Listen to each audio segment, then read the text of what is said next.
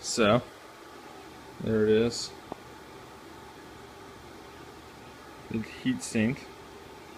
Your wires, some capacitors, a little chip. Let's see if I can get this heat sink off.